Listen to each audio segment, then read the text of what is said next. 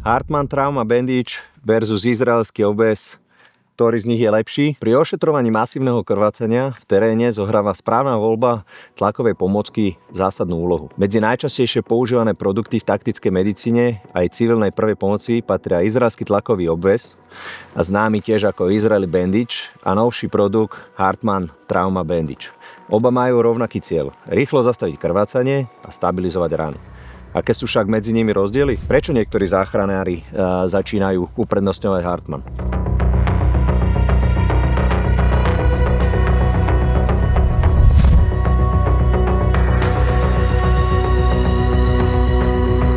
Izraelský obväz bol vyvinutý pre armádu a stal sa štandardom v taktickej medicíne. Je známy svojou jednoduchosťou, spoľahlivosťou a schopnosťou vytvoriť silný tlak na ranu vďaka špeciálnemu plastovému prvku tlakovej spone a uzamykaciemu systému. Výhody izraelského obväzu je overený v bojových podmienkach, možnosť aplikácie jednou rukou, vysoká dostupnosť a nízka cena, rôzne veľkosti podľa potreby. 4 inče, 6 inčov, 8 inčov. Nevýhody: aplikácia môže byť náročná pre neskúseného používateľa, občas menej ergonomický dizajn pri použití na zložitejších častiach tela, vyžaduje trochu tréningu na správne použitie.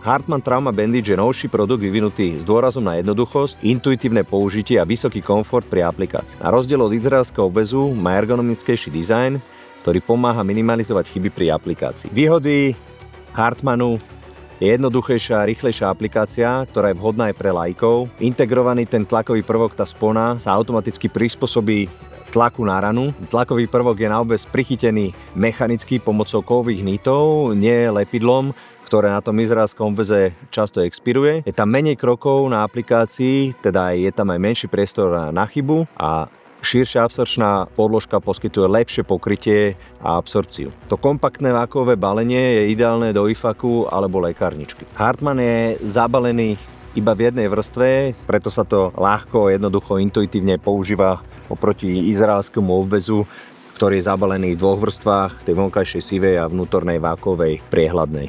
Asi najväčšou nevýhodou tohoto Hartmannu je, že má trošku vyššiu cenu oproti izraelskému. Slovo na záver. Oba väzy sú účinné, no Hartmann predstavuje modernejší a používateľsky privetivší prístup. Toto už časom zastaralo. Vďaka jednoduchosti aplikácie, kvalitnému spracovaniu je ideálny pre situácie, kde je dôležitá rýchlosť. Ešte aby som nezabudol, na TCA e-shope nájdete aj takúto knižočku, kde sa píše viac o tlakových obväzoch a turniketoch. Za mňa moja osobná preferencia, ak by som si mal vybrať medzi dvomi produktami, turniket alebo tlakový obväz, vyberem si ten tlakový obväz, pretože s ním viem zvládnuť viacej činností.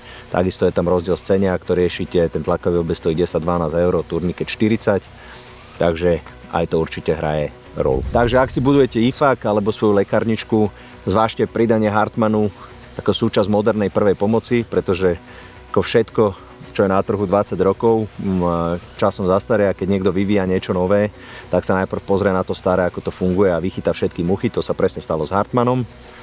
A samozrejme, tréning nič nenahradí. Treba trénovať, skúšať prvú pomoc. My v akadémii budeme používať Hartmann práve kvôli tomu, že je to modernejšie riešenie a lepšie, zdá sa nám naozaj užívateľsky lepšie.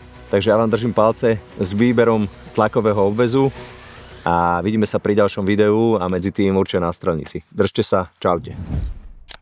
Kurník, vieš čo som im zabudol povedať? Že my robíme kurzy IFAK a Hot Casualty Care v spolupráci s Duty Dudes, kde si tieto veci všetky môžu vyskúšať. Či už obväz, turniket, všetko.